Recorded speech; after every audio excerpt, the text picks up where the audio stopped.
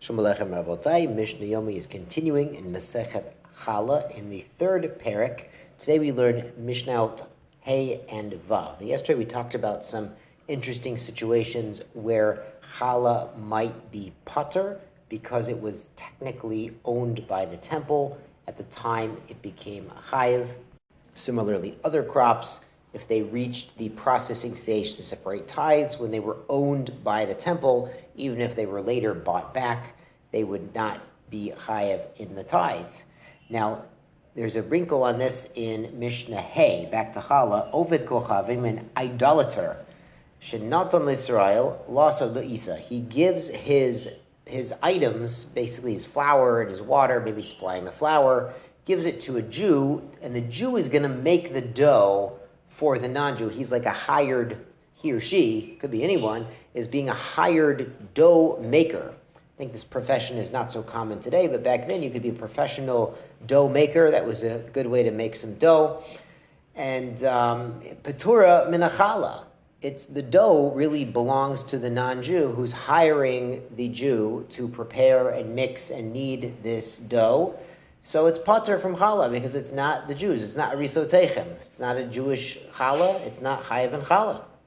Not no lo matana. If a non-Jew gives some dough as a gift, ad shalo gilgal. If it's before it's mixed together, chayiv, because now the Jew is going to mix it together. The Jew is going to mix the flour and the water, and the Jew is going to make it into a dough.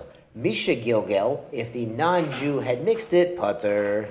So if the non-Jew had already made it into a dough, mixed it, kneaded it up together, and it's a proper dough, as we talked about at the beginning of this parak, then it is patur because it became chayiv and challah, reached that stage in a situation where it was owned by a non-Jew, and therefore there was no obligation to take challah from this dough, even though it's later given to a Jew. The Mishnah continues, Ose isa ima ovid kochavim, someone's preparing a dough with a non-Jew, meaning they're partners. They're doing the work together, and they both have a share in the raw materials and the ultimate dough that comes out of there. Im ein b'shel Yisrael kishir challah.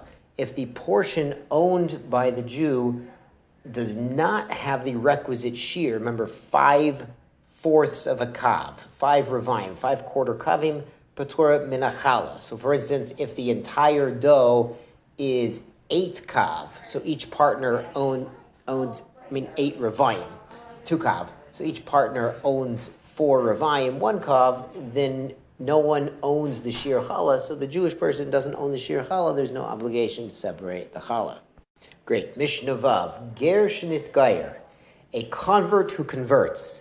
They're both say it's an interesting lashon. We don't say a nochri that converts or an akum that converts. We say a ger shenit gayer because in a certain sense, a neshama that's motivated to go through the hard work and education and real personalistic change to become a Jew, it's as if this soul was always destined to be a Jew. And that's a really important idea to keep in mind, the incredible respect and admiration we should have for someone who went out of his or her way to join the Jewish people, which can mean sometimes burning bridges to other relationships in their life. It's a special thing. That's ger shenit gayer. So when we see this lashon in the Mishnah, we should remember the profound and amazing respect we should have for such a person.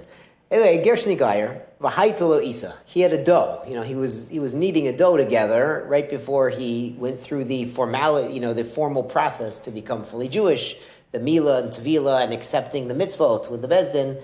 Naset od shelo nitgayer, if he mixed the dough, is megalgel the dough, as we explained in the first Mishnah, before he did the conversion, patur. The dough is now patur, even though it's going to be a Jewish guy who puts the dough in the oven. Misha nitgayer, if he mixed the dough, kneaded the dough, after his conversion, chayiv. V'im safek, and if we're not really sure if he was Jewish at that exact time when he was making the dough, v'ein chayavin aleya, he's chayiv to separate challah,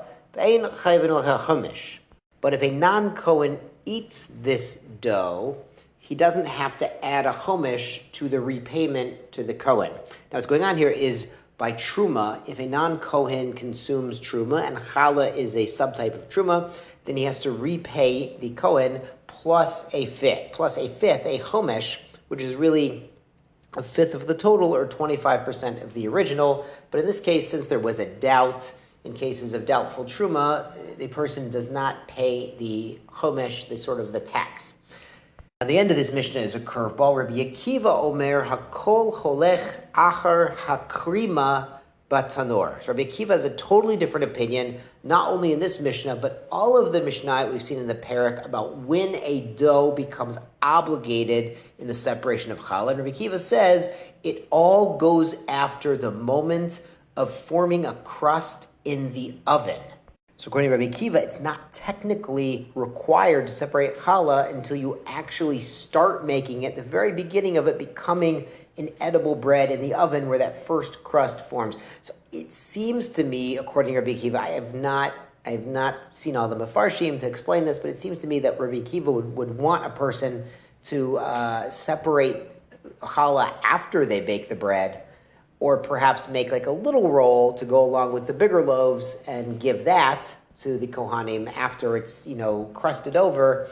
I mean, they're probably not going to pull it out of the oven in the middle of baking, though maybe that's how they invented chocolate chip cookie, the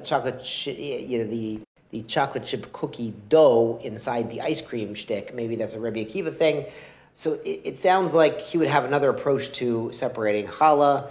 But in any event, the Bartner here says, Ein halacha Rabbi Akiva, so we don't hold like this. We do hold like what we said in the first mission, this parak, that we go after the gilgul, the mixing, the kneading, rather, into a formal dough. Shkoyach Rabosai, be well.